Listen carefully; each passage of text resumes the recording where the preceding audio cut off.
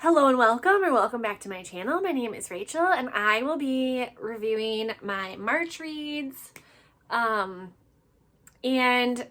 if you want a little bit more in depth or more, I don't know, just watch me read things more, you can check out my March vlog where most of the books I read this month, my friend Jamie loaned them to me because they're all books that I've been wanting to read of hers.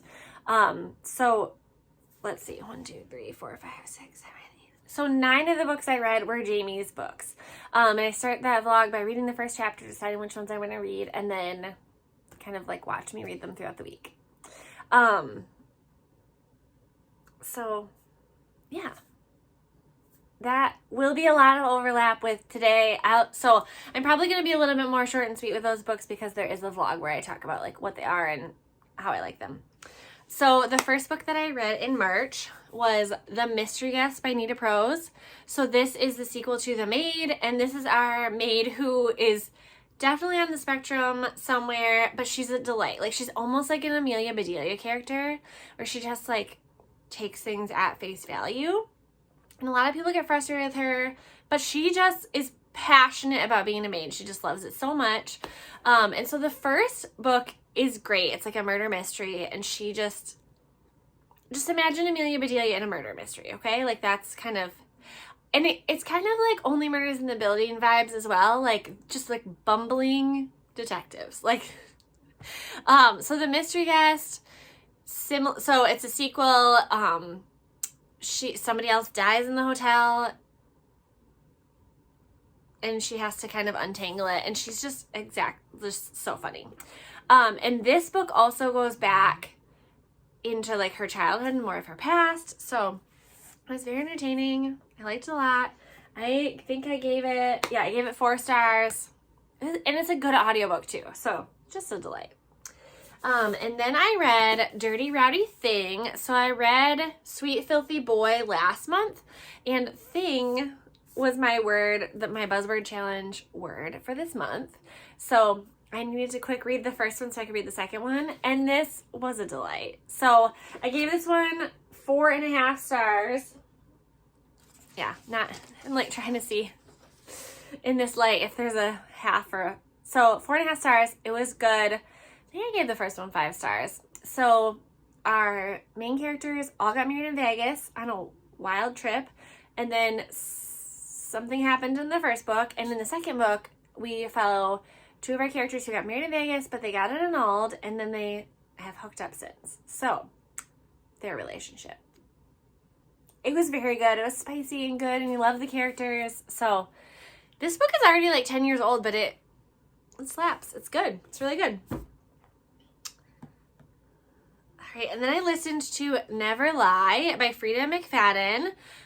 Again, I'm like every other book of hers is good. I enjoyed this one. It was like creepy. I didn't really know what was going to happen. And like I knew these people were going to be involved somehow. So we have a main character therapist who went missing. Her house is like abandoned. And so this married couple is supposed to be touring this house, but a snowstorm happens, so they're like stuck in this house for multiple days.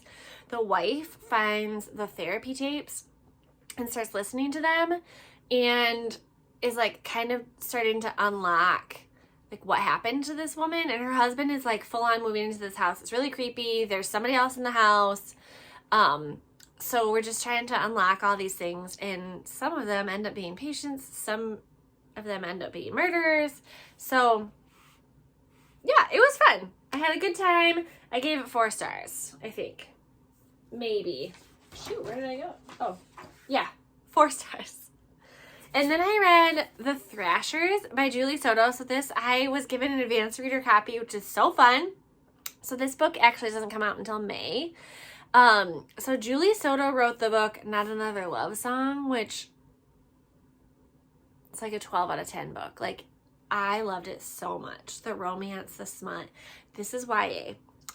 So this is like Mean Girls meets 13 Reasons Why. So The Thrashers are, so Zach Thrasher is a super popular kid, and then he has people who like hang around him all the time. And our main character doesn't really fit in. She's like his best friend from childhood, but still kind of hanging out with him. There's another girl who was trying to hang out with him, and they all didn't really like her, and she committed suicide, and now they may or may not be being haunted, but they're also being investigated for murder. So it was fun. It moved quickly. I enjoyed it. There was like a little bit of a romance, and also like a little bit speculative. Like, it was good. So I did end up giving this 5 stars. So in May when it comes out, I highly recommend this. This also fulfilled my buzzword challenge of a book on the cover, which you would think that there would be more books with books on the cover, but that was actually pretty hard. So Big Fan is the story of, I think Maya is our political, what is she? She's a rising star in the political world until her husband has like a sex scandal and divorces her. So she's kind of recovering from that, and one of the boy banders that she like had an actual fan club for as a child wants to work with her, and then there's feelings. And it's short and it's sweet, and it was just absolutely delightful. I gave this one 5 stars, and I loved it so much. Margot's Got Money Troubles. So this is a story of a girl who gets knocked up by her professor, and he just is like, no, sorry, I'm married with kids. And so she decides to keep the baby, and then realizes how ridiculous that is. Like, you can't work and have a baby, etc. So she's trying to find ways to raise her baby. Her dad is an ex-wrestler who is a drug addict. Her mom, the most selfish person ever.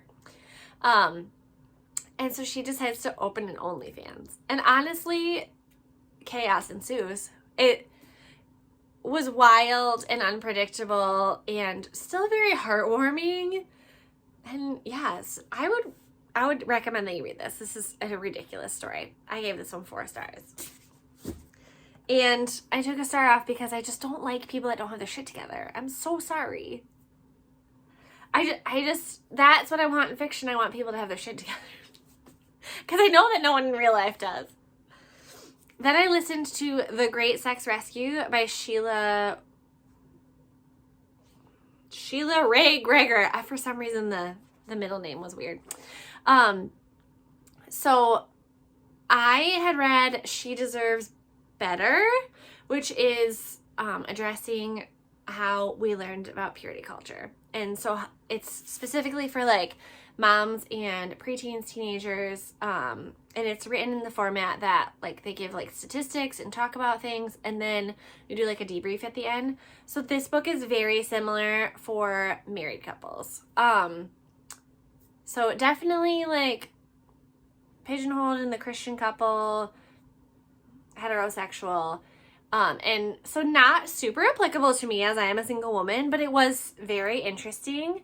So they do like a study of basically like popular Christian books, especially from like the 90s, that were really popular, and the dangerous messages that they had and how that's affecting marriages. And honestly, like, it's terrifying the number of people that are like being assaulted in their marriages. So I gave it a 4. Yeah, gave it a 4. Point off because it's not applicable at all to me, but it was well written. I listened to the audiobook and I really liked it.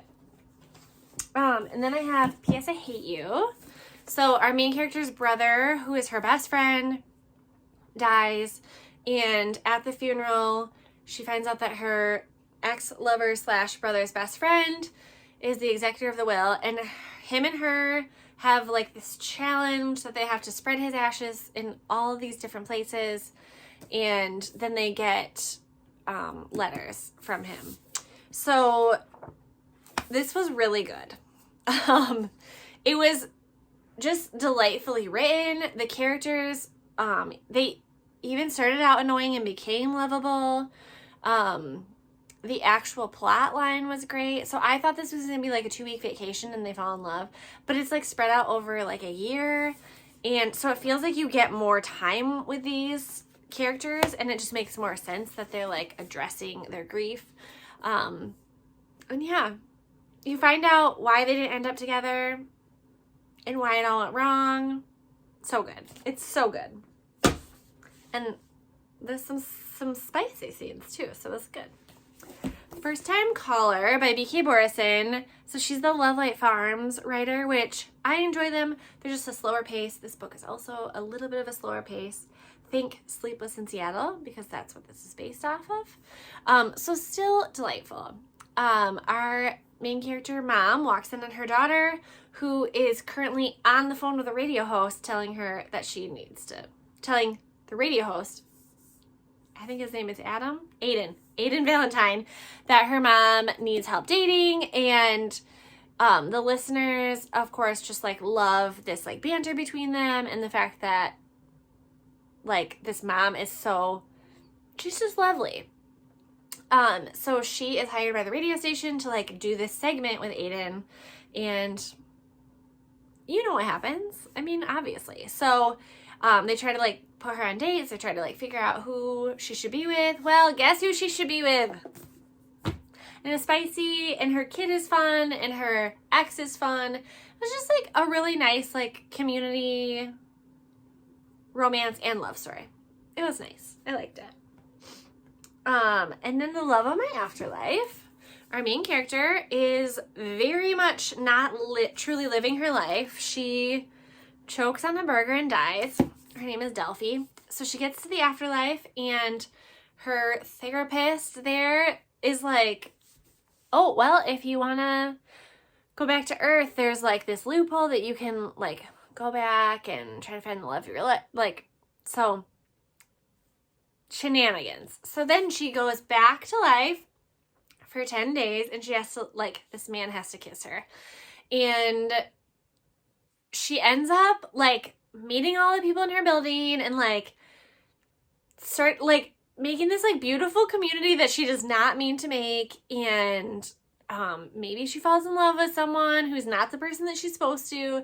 There's a twist at the end. Like, it was so good. It was really good, and it was really funny. I mean, Delphi says ridiculous things. She's wild. This would be a really fun movie or show. So, Love of My Afterlife, I gave this 4.5 stars. I finally finished The Challenger by Adam Higginbotham. So this is the story of The Challenger. So definitely thought it was going to be more about the actual Challenger. There is, like, the back third of it is about the Challenger, like the explosion, the investigation, and kind of the fallout.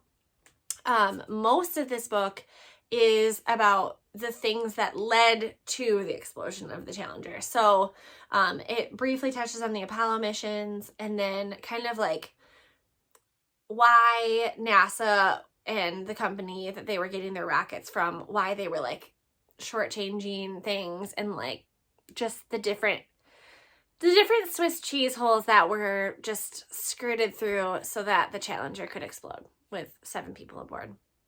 Just truly awful. Yeah, this book got a little bit technical. It was still readable, but there were times that it was like, this is not super enjoyable right now. So, if you like a nonfiction that deals with like science and fiction and physics and things like that, you'll probably love this. If you love space, for sure. I myself hate space, but this was still a good time. I'm terrified of it. That's why. So I watched Apollo 13 as I was reading that, because like Apollo 13 was like so good growing up, and now I'm like in the middle of watching Interstellar, so, which I have to finish tonight because it goes off of Netflix. So that's the next thing I'm gonna do. And then I read Nora Goes Off Script. I gave this one 4 stars. This is just a slower romance again, kind of like a cozy romance. So Nora is left by her husband, who is a complete asshole. And she normally writes like Hallmark movies. Well, so she writes the story of him leaving her, and it gets picked up to be a movie. And one of the movie stars that comes to like film for the 3 days, ends up staying. And he's kind of chaotic, but they end up falling in love. And so, yeah, just dealing with that. And yeah, it was just good. And it was pretty short. It was like not long at all to read. Then I listened to the book Mame by Jessica George. So this is about a Ghanaian American whose father has a Parkinson's, and she's just trying to like figure out who she is because her mom lives 1 year in Ghana, 1 year in America. So her mom is back, her dad dies, and during that time she had moved out to try to like be a little bit more independent because she's 25. So she starts like sleeping around and like trying to make friends, and then her dad dies, and it just like blows a hole in all of her plans. She feels a lot of guilt, has a lot of depression, gets a new job, like just very much like being a young adult and trying to figure out your life. So it was written well. I really liked the audiobook narrator. What number did I give this one? I gave this a 3.75. So just not my favorite book. I don't know. Like, it was well written. It was well told. It's just not my favorite, like, content, basically. So that's why. And then I read Sunrise on the Reaping by Suzanne Collins. I did not feel like this was, like, shocking. I feel like we had this information already. I still read the hell out of it, and I still would watch this movie. I'm hoping that they're getting this made. Like, I'm in for the Hunger Games. But I do feel like we knew this information. Like, I was not shocked by what happened at the end. Like, we know something has to happen so that Haymitch drinks himself basically to death. I did love the tie-ins with, like, where the Mockingjay pin comes from. I love seeing Wiress and Beatty, I think, and like finding out like why it is that Haymitch like had alliances with them for Catching Fire. So this makes me want to watch Catching Fire again.